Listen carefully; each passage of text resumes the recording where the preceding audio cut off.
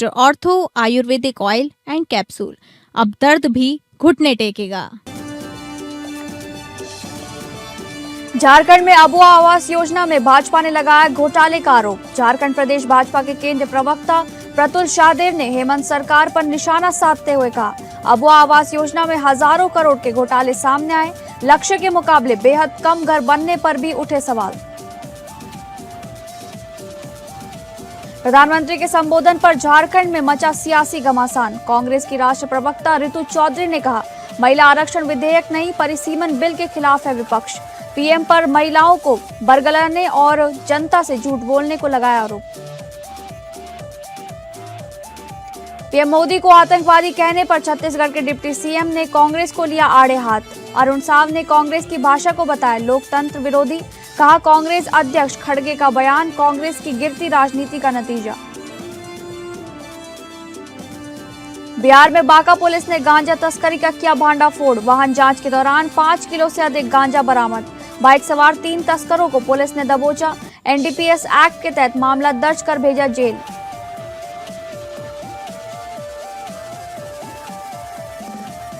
नमस्कार, आप सभी का स्वागत है स्टेट लाइव में। मैं हूं आपके साथ शालिनी राणा।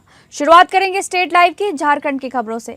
झारखंड प्रदेश भाजपा के केंद्रीय प्रवक्ता प्रतुल शाहदेव ने राज्य सरकार पर निशाना साधते हुए रांची स्थित पार्टी के प्रदेश मुख्यालय में एक प्रेस वार्ता को संबोधित करते हुए ये दावा किया कि अबुआ आवास में हजारों करोड़ के बड़े घोटाले सामने आ रहे हैं।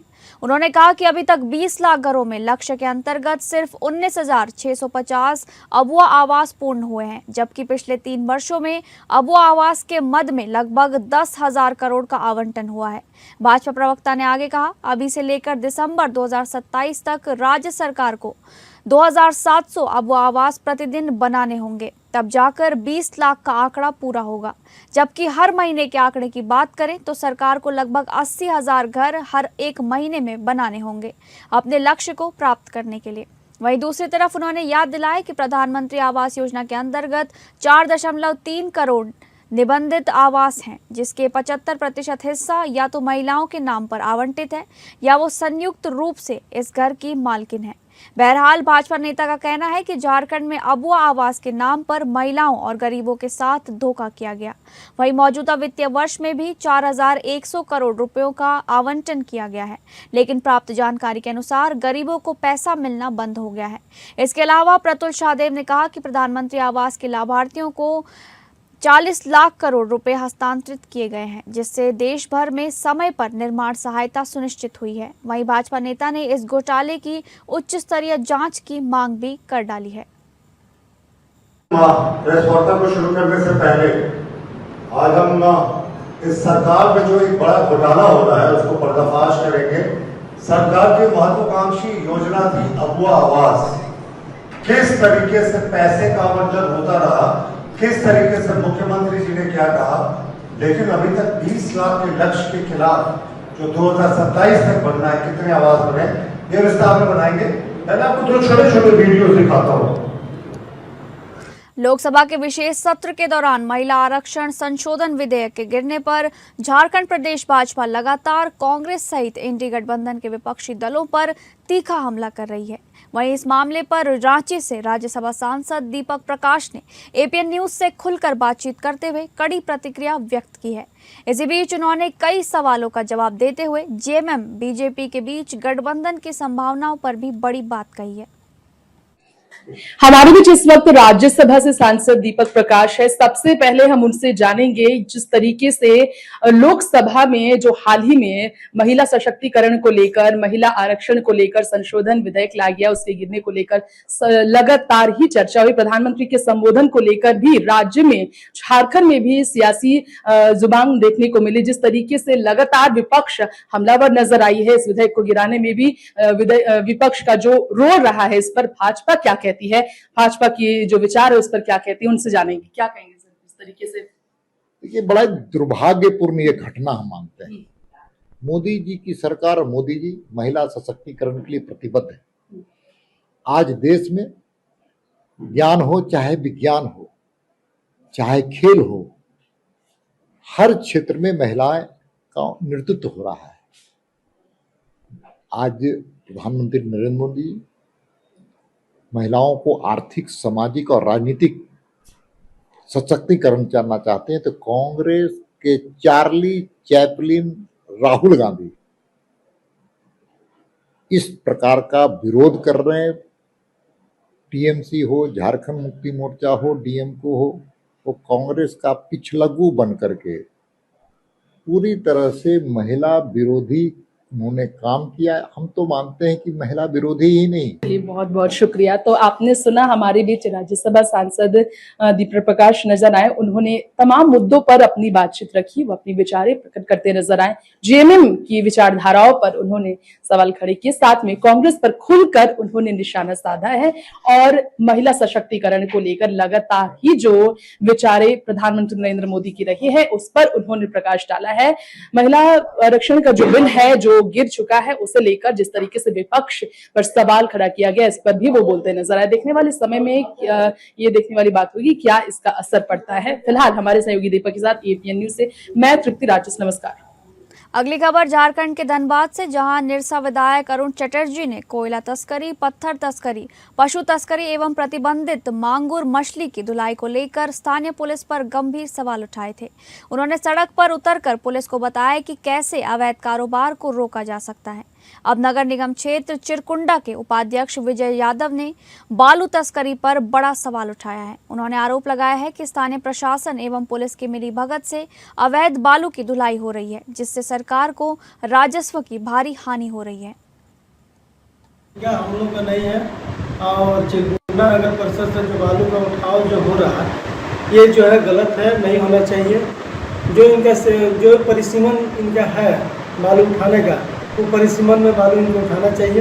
वो नहीं उठा के चिरकुंडा नगर परिषद का जो है घाट का बालू उठाया जा रहा है, ये बहुत सारा सर गलत है, ये नहीं होना चाहिए। इसका हम लोग विरोध भी किए हैं और इसका विरोध करेंगे भी, और इसका लिखित में भी जो है हम लोग उपायुक्त महोदय और डीएमओ साहब को भी देंगे। संसद में महिला आरक्षण संशोधन विधेयक के पारित नहीं होने पर प्रधानमंत्री के संबोधन में कांग्रेस समेत पूरे विपक्ष को गिरे जाने से झारखंड में सियासी पारा गर्मा गया है। इस क्रम में रांची स्थित कांग्रेस भवन में एक संवाददाता सम्मेलन को संबोधित करते हुए कांग्रेस की राष्ट्रीय प्रवक्ता रितु चौधरी ने केंद्र सरकार और भाजपा पर करारा प्रहार किया है। तो वहीं कांग्रेस पर लगे महिला विरोधी के आरोप पर पलटवार करते हुए उन्होंने कहा कि विपक्ष ने महिला आरक्षण विधेयक नहीं, परिसीमन बिल को गिराया है। इसी बीच कांग्रेस प्रवक्ता ने कहा कि ओबीसी महिलाओं को हक और अधिकार से वंचित रखने के लिए भाजपा कुत्सित प्रयास कर रही है। रितु चौधरी ने केंद्र सरकार पर देश की महिलाओं को बरगलाने और देश की जनता से झूठ बोलने का आरोप लगाते हुए ये भी कहा कि महिला आरक्षण की आड़ में सरकार द्वारा परिसीमन बिल लाया गया था, जिसे विपक्ष द्वारा गिराया गया।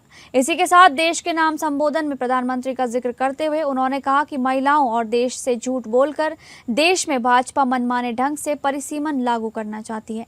जिस तरह जम्मू कश्मीर में मनमाना परिसीमन लागू किया गया था, जहां जम्मू को ज्यादा और कश्मीर को कम सीटें दी गई। वर्तमान में संसद में पेश परिसीमन बिल देश को तोड़ने वाला था। इस बिल से उत्तर पूर्व गोवा, दक्षिण भारत के राज्य व्यापक रूप से प्रभावित होते। देश में राजनीतिक रूप से इन राज्यों को हाशिए पर धकेलने की तैयारी थी। इन राज्यों की सीटें घटकर भाजपा वर्तमान के अपने प्रभाव वाले राज्यों से सीटें बढ़ाना चाहती थी। जबकि महिला आरक्षण बिल 2023 में कानून बन चुका है, उसको दुनिया की कोई ताकत न गिरा सकती है, न हिला सकती है, न मिटा सकती है।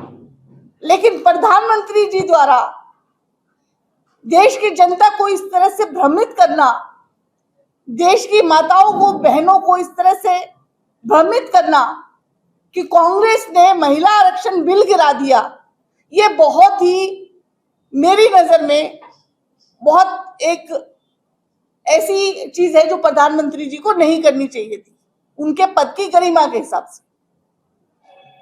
क्योंकि जो कानून बन चुका है उसको कोई गिरा नहीं सकता है।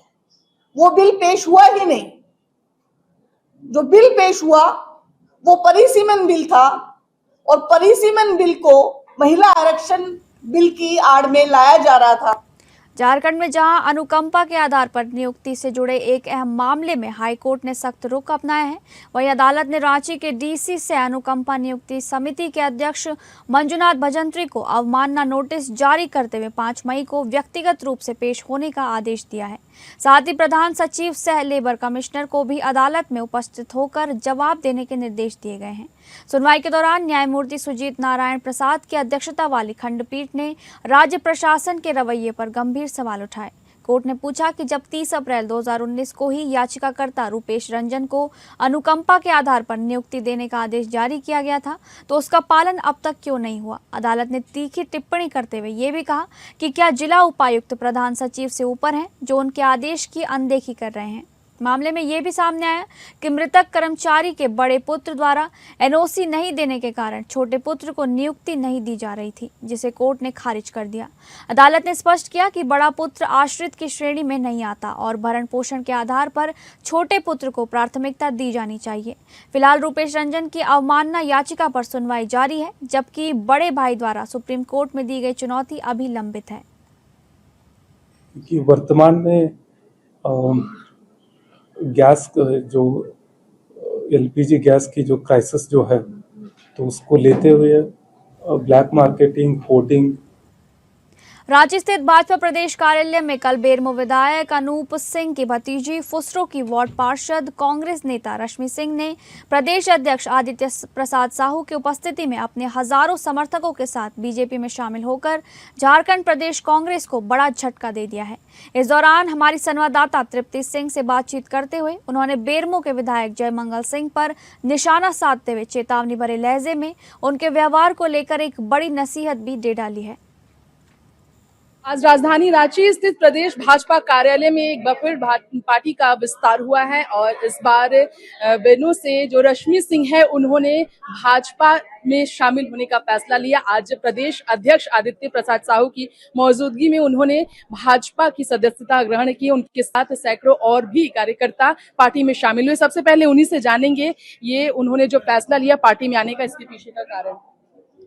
देखिए, भारतीय जनता पार्टी से लगाव तो शुरू से था, लेकिन पारिवारिक के चलते हम लोग उसको ढो रहे थे, यही कह सकते हैं। क्या कारण था कि आपने परिवार को छोड़ा और इस तरीके से परिवार जो कांग्रेस के समर्थन रही, आपने भाजपा को ज्वाइन किया? देखिए, वहाँ पे ऐसा कुछ नहीं था। वहाँ पे सांसद में हम लोग रविंद्र पांडे को देते थे वोट, और ये विधायक में हम लोग कुमार जयमंगल सिंह को देते थे और राजेंद्र सिंह को देते थे। आपने बड़ी बात आज कही सदस्य ग्रहण करने के बाद कि आगामी विधानसभा चुनाव जब यहाँ झारखंड में होंगे तो बोकारो में सत्ता पलटने के लिए भाजपा का परचम लहराएंगी, उसमें आप पूरा मदद करेंगी। तो आप क्या संदेश देना चाहेंगी जयमंगल सिंह के लिए? मैं बोलूंगी कि अभी भी आप अपने व्यवहार में चेंजेस लाइए, नहीं तो आगे कितने रश्मि सिंह आपको बेरमो में नजर आएंगे। तो सुना आपने किस तरीके से यहाँ पर रश्मि सिंह ने अपनी बात रखी है और तमाम कार्यकर्ताओं के साथ वो भाजपा का सदस्यता ग्रहण करने के बाद इस वक्त बड़े संदेश देते नजर आए। इस वक्त काफी बड़ी बात उन्होंने कही है। कांग्रेस विधायक जयमंगल सिंह को भी उन्होंने संदेश भेजा है। कहीं ना कहीं उनके व्यवहार में बदलाव को लेकर उन्होंने सलाह दी। देखने वाली बात होगी क्या होगा आगे। फिलहाल भाजपा को लेकर रश्मि सिंह हमारे बीच जो नजर आई बातचीत करते हुए। हमारे सहयोगी दीपक के साथ एपीएन न्यूज से मैं तृप्ति यहीं से रांची से। नमस्कार। अब बात करेंगे बिहार से जुड़ी खबरों की। नशे के सौदागरों के खिलाफ बांका पुलिस को एक बड़ी सफलता हाथ लगी है। नवादा धौरैया मुख्य मार्ग पर मन्नीहाट चौक के पास पुलिस ने सघन वाहन जांच अभियान चलाकर 5 किलो 200 ग्राम गांजा बरामद किया है। इस मामले में पुलिस ने 3 शातिर तस्करों को दबोचा है, जो बाइक के जरिए नशे की इस खेप को ठिकाने लगाने की फिराक में थे। मामले का खुलासा करते हुए बांका एसपी उपेंद्र नाथ वर्मा ने बताया कि धौरैया थानाध्यक्ष सह इंस्पेक्टर अमित कुमार के नेतृत्व में मन्नीहाट चौक पर रूटीन चेकिंग की जा रही थी। इसी दौरान एक स्प्लेंडर बाइक पर सवार युवकों की गतिविधियां संदिग्ध लगी। पुलिस ने जब उन्हें रोककर तलाशी ली तो उनके पास मौजूद 4 पैकेटों से भारी मात्रा में गांजा बरामद हुआ। पुलिस द्वारा गिरफ्तार किए गए तस्कर अलग अलग क्षेत्रों के रहने वाले बताए जा रहे हैं। पुलिस ने एनडीपीएस एक्ट के तहत मामला दर्ज कर लिया है। कागजी कार्रवाई पूरी करने के बाद तीनों आरोपियों को न्यायिक हिरासत में बांका जेल भेज दिया गया है। पुलिस अब इन तस्करों के बैकवर्ड और फॉरवर्ड लिंकेज खंगाल रही है ताकि इस गिरोह की जड़ तक पहुंचा जा सके।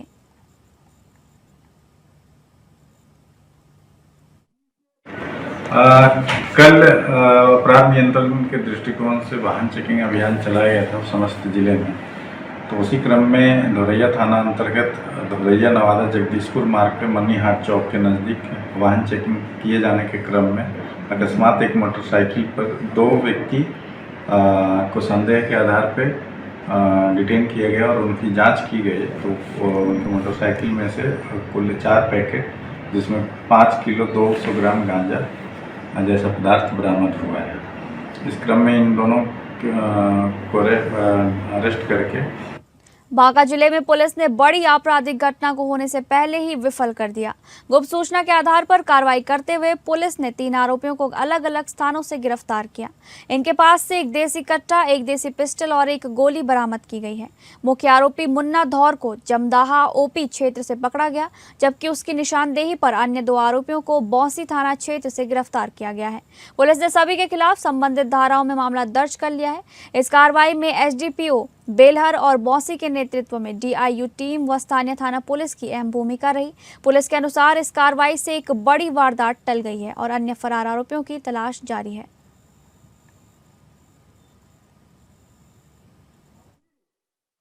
छत्तीसगढ़ के उप मुख्यमंत्री अरुण साव ने धर्मांतरण के मुद्दे पर बड़ा बयान दिया है। उन्होंने कहा कि धर्मांतरण राज्य के लिए एक गंभीर चुनौती रहा है, लेकिन सरकार बनने के बाद ऐसे मामलों में सख्त कार्रवाई की गई है।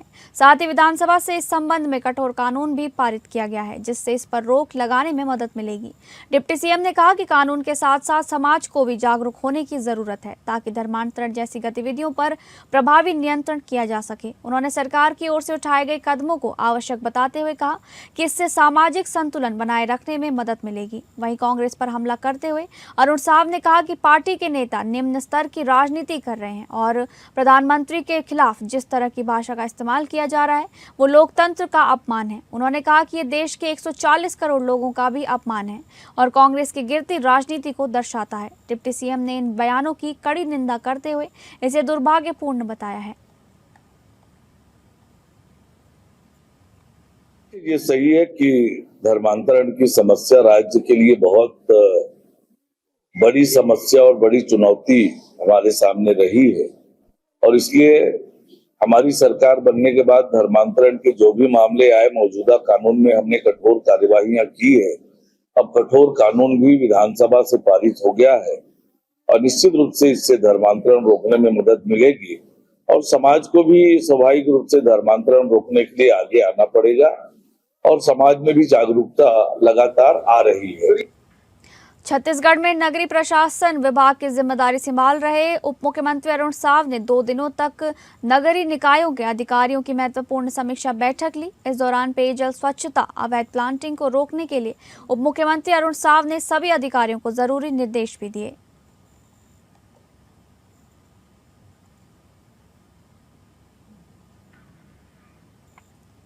छत्तीसगढ़ की राजनीति से खबर सामने आ रही है, जहां कांग्रेस प्रवक्ता सुशील आनंद शुक्ला ने सरकार पर उर्वरक संकट को लेकर गंभीर आरोप लगाए हैं। उन्होंने कहा कि खरीफ सीजन से पहले राज्य में उर्वरकों की भारी कमी है। जरूरत 15 लाख मीट्रिक टन से ज्यादा है, लेकिन सरकार के पास आधा भंडारण भी उपलब्ध नहीं है, जिससे किसानों की परेशानी बढ़ सकती है। कांग्रेस प्रवक्ता ने आरोप लगाया कि किसानों को एक बार फिर डीएपी और यूरिया के लिए भटकना पड़ सकता है और कालाबाजारी का सामना करना पड़ सकता है। इसके साथ ही उन्होंने कानून व्यवस्था पर भी सवाल उठाए और बिलासपुर के रतनपुर की घटना का जिक्र करते हुए कहा कि थाने में ही फरियादी के साथ मारपीट जैसी घटनाएं सामने आ रही हैं, जो चिंताजनक हैं।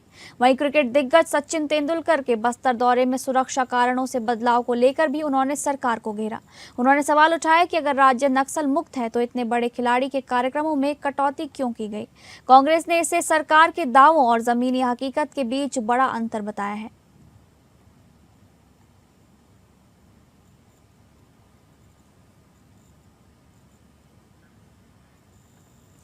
राजधानी रायपुर में नारी शक्ति वंदन अधिनियम के समर्थन में महिला मोर्चा ने जन आक्रोश पद यात्रा निकालते हुए कांग्रेस के खिलाफ प्रदर्शन किया।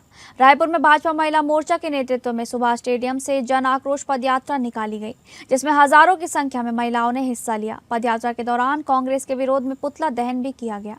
कार्यक्रम को संबोधित करते हुए मुख्यमंत्री विष्णुदेव साय ने कांग्रेस और विपक्षी दलों पर महिला विरोधी होने का आरोप लगाया है। वहीं भाजपा प्रदेश अध्यक्ष किरण देव ने कहा कि कांग्रेस महिलाओं को केवल वोट बैंक मानती रही है।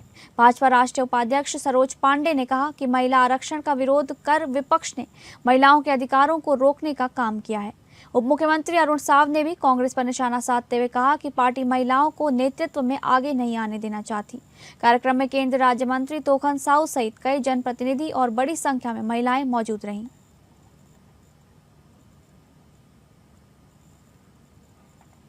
बात करेंगे मुंबई से जुड़ी खबर की। नवी मुंबई के महिलाओं की समस्याओं के समाधान के लिए राष्ट्रीय महिला आयोग द्वारा महिला जन सुनवाई कार्यक्रम का आयोजन किया गया। इस कार्यक्रम में आयोग की अध्यक्षा विजया रहाटकर मौजूद रही। महिलाओं को अपनी शिकायतें सीधे रखने और उन पर तुरंत कार्रवाई सुनिश्चित करने के उद्देश्य से नवी मुंबई में महिला जन सुनवाई कार्यक्रम आयोजित किया गया। इस कार्यक्रम में विभिन्न विभागों के अधिकारी, पुलिस प्रशासन और स्थानीय प्रशासन के प्रतिनिधि उपस्थित रहे। कार्यक्रम के दौरान महिलाओं ने घरेलू हिंसा, कार्यस्थल पर उत्पीड़न, संपत्ति विवाद और पारिवारिक समस्याओं से जुड़ी अपनी शिकायतें सामने रखी। कई मामलों में संबंधित अधिकारियों को मौके पर ही निर्देश देकर समस्याओं के त्वरित समाधान का प्रयास किया गया। इस अवसर पर अध्यक्षा विजया रहाटकर ने कहा कि महिलाओं के शिकायतों को गंभीरता से लेना और उन पर तेज व प्रभावी कार्रवाई करना आयोग की प्राथमिकता है। उन्होंने ये भी कहा कि ऐसी जन सुनवाई कार्यक्रम महिलाओं को न्याय पाने के लिए एक सीधा मंच प्रदान करते हैं। फिलहाल स्टेट लाइव में बस इतना ही। नमस्कार।